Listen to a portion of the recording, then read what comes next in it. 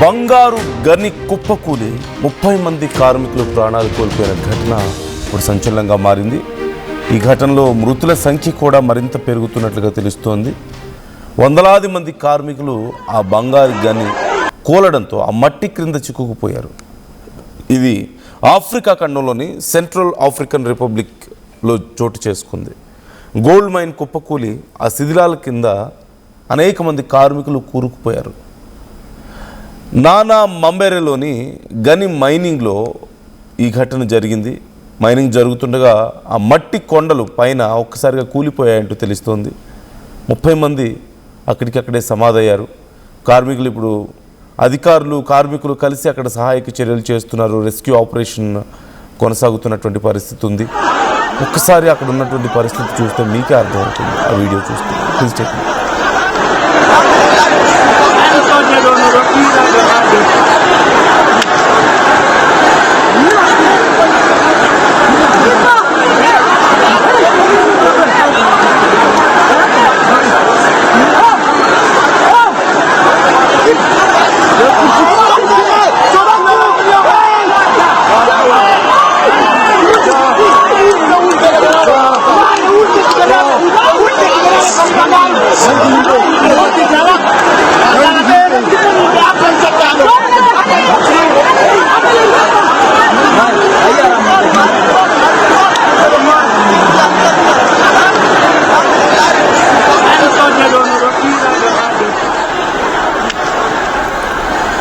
Africa దేశంలో ఉన్నటువంటి ఈ బంగారు గనుల్లో ఎన్నో వేల మంది కార్మికులు పనిచేస్తూ ఉంటారు. అండ్ రోజు కూలీ కోసం వచ్చి పనిచేస్తూ ప్రాణాలు కోల్పోయిన వాళ్ళ సంఖ్య లెక్కలేనంత ఉంది.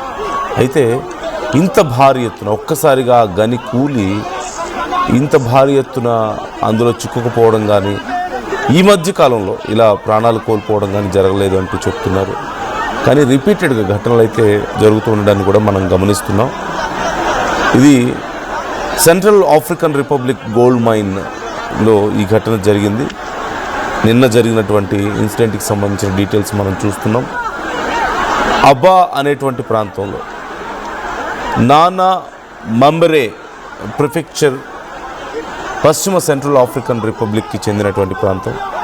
ఇప్పటి వరకు 30 మందికి పైగా ప్రాణాలు కోల్పోయారంటూ తెలుస్తుంది. అనేక మంది ఈ గని మట్టి కింద చిక్కుకున్నారని, మృతుల సంఖ్య భారీగా పెరిగే అవకాశం ఉందని కూడా చెప్తున్నారు. ఇది ఒక చిన్న స్థాయి ఆర్టిసనల్ గోల్డ్ మైనింగ్ చేసేటువంటి ప్రాంతం. గని కూలిన తర్వాత స్థానికులు తోటి అక్కడ ఉన్నటువంటి సిబ్బంది అందరూ కలిసి ఆ మట్టిలో ఉన్నటువంటి మృతదేహాలను వెలికి తీయడంలో కృషి చేసినట్లుగా తెలుస్తుంది. గాయపడ్డ వాళ్ళకి చికిత్స అందిస్తున్నారు. అయితే సహాయక చర్యలు పూర్తవడానికి మరింత సమయం పట్టే అవకాశం ఉంది. ఆ మట్టిని త్రవ్వి తీయాలి, లోపల ఉన్న చిక్కుకున్న వాళ్ళని బయటకు తీయాల్సిన అవసరం ఉంది. అయితే ఖచ్చితంగా లోపల ఇరుక్కున్న వాళ్ళు ఎక్కువ మంది ప్రాణాలు కోల్పోయే అవకాశం ఉందని కూడా అధికారులు చెప్తున్నటువంటి పరిస్థితి కనపడుతుంది. జనరల్గా సెంట్రల్ ఆఫ్రికన్ రిపబ్లిక్లో ఎన్నో వేల మంది ఇలాంటి చిన్న చిన్న స్థాయి బంగారపు గనుల త్రవ్వకాల మీద ఆధారపడుతూ ఉంటారు. చాలా చోట్ల ప్రాపర్ సెక్యూరిటీ నామ్స్ ఫాలో అవ్వకపోవడం వల్ల, భద్రతా పరికరాలు లేకపోవడం అండ్ సరైన నిర్మాణం లేకపోవడం, అలాగే ఆ గని ఆ స్టెబిలిటీని మెయింటైన్ చేయడానికి, స్థిరత్వాన్ని మెయింటైన్ చేసే లేదంటే పరీక్షించేటువంటి వ్యవస్థలు అక్కడ లేకపోవడం వల్ల ఆ కూలిపోయి వాటి కింద చిక్కుకుపోతున్నటువంటి పరిస్థితి నెలకొంది. అండ్ గతంలో కూడా ఇలాంటి ఘటనలు జరిగాయి. దక్షిణాఫ్రికాలో రస్టెన్బర్గ్ సమీపంలో మరొక గని ప్రమాదం జరిగింది రీసెంట్గా. అందులో 14 మంది ప్రాణాలు కోల్పోయారు, 8 మంది గాయపడ్డారు. ఆ 14 మంది కూడా మైనర్స్. అలాగే కెన్యాలో టర్కాన్ అనేటువంటి ప్రాంతంలో కూడా ఆగస్టు 14న ఒక గోల్డ్ మైన్ కూలి 6 చనిపోయారు, వాళ్ళు కూడా మైనర్స్. సో ఇంకా ఎంతోమంది అక్కడ చిక్కుకొని సఫికేషన్ ఫీల్ అయ్యారంటూ కూడా తెలిసింది. సో ఎక్కువ మంది అక్కడ ఆఫ్రికా దేశాల్లో కరువు తాండవిస్తున్నటువంటి ప్రాంతాలు, ఇంకా రోజు కూలీలుగా పనిచేస్తూ వచ్చిన కొద్దిపాటి ఆ డబ్బులతోనే ఫ్యామిలీస్ని నెట్టుకు రావాల్సినటువంటి పరిస్థితి ఉంది. అందులోనూ ఎక్కువ మంది మైనర్స్. చిన్న వయసు నుంచే, సుమారుగా 11 ఏళ్ల వయసు నుంచే ఈ గని పనుల్లోకి వాళ్ళని పంపిస్తూ ఉంటారు పేరెంట్స్. 11 ఏళ్ళు 14 ఏళ్ల వయసులో అక్కడికి వెళ్ళి ప్రాణాలు కోల్పోతున్న వాళ్ళ సంఖ్య ప్రతి సంవత్సరం కొన్ని వందల మంది ఉంది, వందల సంఖ్యలో ఉంటుంది అంటూ అక్కడి సర్వేలు కూడా చెప్తున్నాయి. ఇప్పుడు మరొకసారి అలాంటి ఘటనే మనం చూస్తున్నాం. ఈ గోల్డ్ మైన్స్లో పనిచేస్తూ ఒక్కసారిగా ఆ మైన్ కూలిపోవడంతో, పైన మట్టి ఒక్కసారిగా పడిపోవడంతో ఇలాంటి ప్రమాదాలు మనం ఈ బొగ్గు గనుల్లో కూడా చూస్తూ ఉంటాం. కొంచెం రిపీటెడ్గా మనం చాలా సందర్భాల్లో విన్నాం. మన దగ్గర సింగరేణి లాంటి ప్రాంతాల్లో లోపలికి వెళ్ళిన తర్వాత పైన లేయర్స్ ఒక్కసారిగా పడిపోవడం, రాళ్ళు మట్టి పడిపోవడంతో ఎంతోమంది ప్రాణాలు కోల్పోయినటువంటి ఘటనలు మనం చూసాం. కాకపోతే ఇక్కడితో పోల్చుకుంటే అక్కడ పరిస్థితి ఇంకా చాలా దారుణంగా ఉంటుంది. అంటే ఎలాంటి ఎక్విప్మెంట్ ఉండదు, సేఫ్టీ మెజర్స్ ఉండవు. జనరల్గా ఇక్కడ గోల్డ్ మైన్స్లోకి, ఇక్కడ బొగ్గు గనుల్లోకి వెళ్ళే వాళ్ళకి హెల్మెట్స్ ఇస్తారు, రేడియేషన్ ఎఫెక్ట్ లేకుండా చూసుకుంటారు, ఎప్పటికప్పుడు లోపల నీట్గా ఉందా లేదా, అక్కడ ఏమైనా పాయిజనస్ గ్యాసెస్ వస్తున్నాయా లోపల త్రవ్వే కొద్దీ, అండ్ ఆ మైన్ యొక్క స్ట్రెంగ్త్ ఎలా ఉంది, పైన భాగం కూలకుండా జాగ్రత్తగా ఉంటుందా లేదా, సపోర్ట్ ఏమైనా అవసరం అయితే అలాంటివి ఇవ్వడం లోపల, ఇవన్నీ కూడా చేస్తూ ఉంటారు. ఏదైనా మెడికల్ ఎమర్జెన్సీ ఉంటే ఇమ్మీడియట్గా వాళ్ళకి పైకి తీసుకురావడానికి అక్కడి రోప్స్ కూడా ఉంటాయి, మనకి చూస్తూ ఉంటాం. కానీ ఇప్పుడు ఇక్కడ ఈ గోల్డ్ మైన్స్లో ఇలాంటి ఏ ఫెసిలిటీస్ ఉండవు, జస్ట్ నార్మల్గా వెళ్ళిపోతారు వాళ్ళు. అలా ఎంతోమంది ప్రాణాలు కోల్పోతున్న వాళ్ళు. మరొకసారి ఆ విజువల్స్ నేను మీకు మరింత క్లియర్గా చూపించే ప్రయత్నం చేస్తాను. Please check it.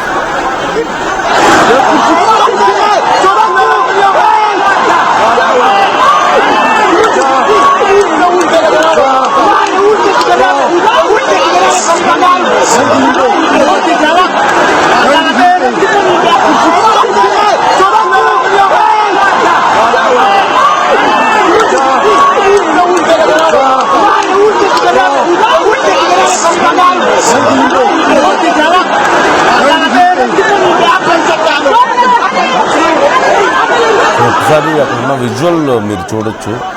ఆ వీడియోలోనే మీకు కనిపిస్తుంది పైన ఉన్నటువంటి ఆ లేయర్ అంతా ఒక్కసారిగా జారి కిందకి రావడం మీకు కనిపిస్తుంది ఆ విజువల్లో. అక్కడ ఉన్న వాళ్ళందరూ ఆ భయంతో పరుగులు తీయటం, అనేక మంది మీదకి ఆ మట్టి ఒక్కసారిగా కొండలాగా కదిలి వచ్చి వాళ్ళ మీద పడడంతో దాని కింద చిక్కుకుపోవడం కూడా మీకు కనిపిస్తుంది. ఇలాంటి ఘటనలు ప్రతిరోజు అక్కడ ఎన్నో జరుగుతున్నాయంటూ అధికారులు చెప్తున్నారు. ఈవెన్ ఐక్యరాజ్య సమితి కూడా ఈ విషయంలో ఎంతో ఆందోళన వ్యక్తం చేస్తుంది.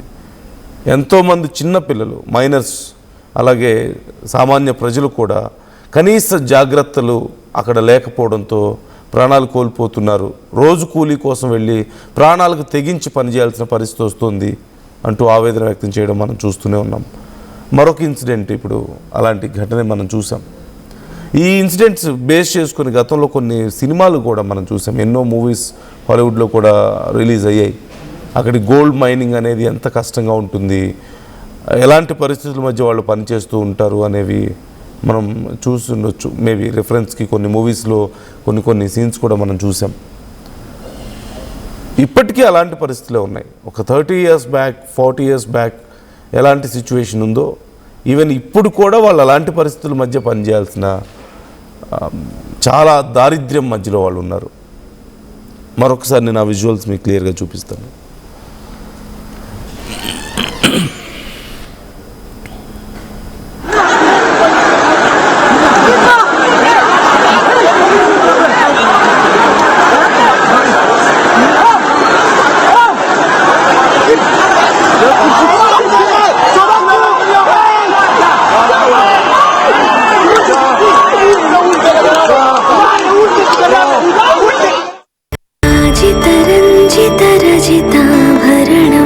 Pure in its form with grace made noble.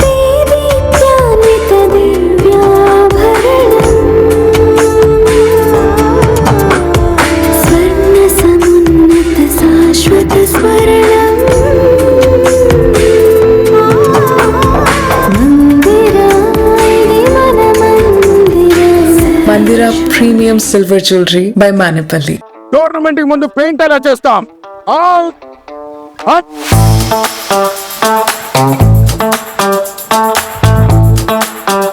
Plan అయితే చాలా బాగుంది.